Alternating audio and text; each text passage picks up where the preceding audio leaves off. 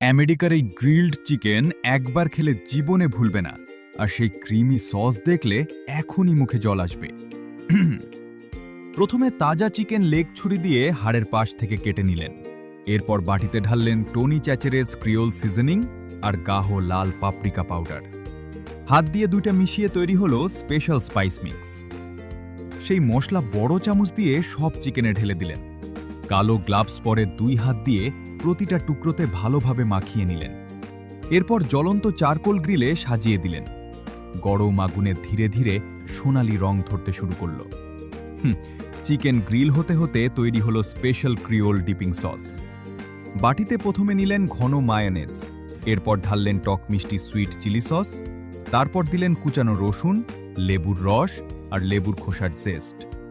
শেষে আরেকটু Creole seasoning ছিটিয়ে দিলেন। হুইস্ক দিয়ে সব জোরে জোরে ফেটিয়ে নিলেন। সস হয়ে গেল একদম ক্রিমি আর স্পাইসি। গ্রিল থেকে নামানো গরম চিকেন সেই সসে ডুবিয়ে তুললেন, পুরো চিকেন সসে মুড়ে গেল। এই হলো আমেরিকার বিখ্যাত ক্রিওল গ্রিল চিকেন। তোমরা কি এটা বানাতে চাও? কমেন্টে জানাও। আর এরকম ভিডিও দেখতে এখনই